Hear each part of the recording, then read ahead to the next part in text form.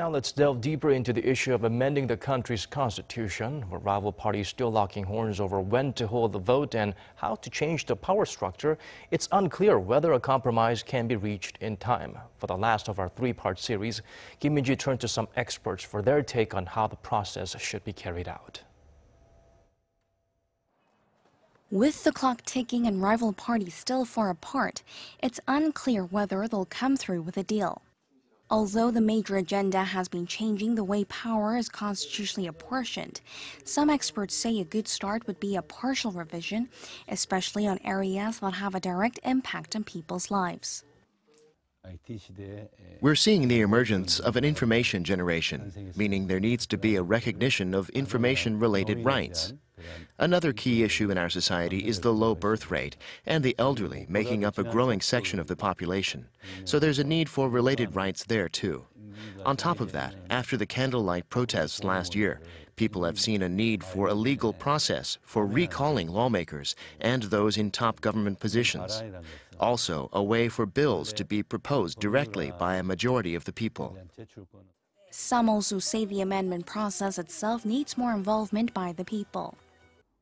The amendments in the past were usually focused on increasing the power or extending the term of those already in authority.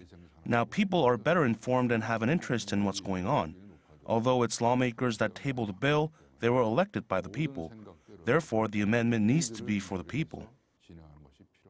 Others warn that political parties should not use the issue to further their political interests, noting that those interests will change depending on who is in power. Rather, they should consider the needs of the people and how any changes could shape the next few decades. Much of the procedure is being handled at the National Assembly, so the people aren't really involved and are pretty much indifferent.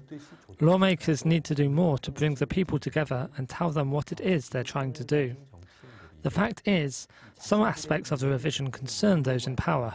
That is to say, they themselves are impacted, so they are reluctant to touch those parts. As for when the revision should happen, they say it probably shouldn't take too long, since a great deal of research has already been done, resulting in many proposed drafts. Studies have been ongoing for at least 20 years. Civic groups have done research, and academics have also drawn up reports on possible revisions. Lawmakers just need to fine-tune their differences based on a feasible proposal. For a referendum to be held in June, a proposal needs to be tabled no later than mid-March. Eyes will be on how rival parties iron out the sticking points and how much they are willing to yield. Kim Min-ji, Arirang News.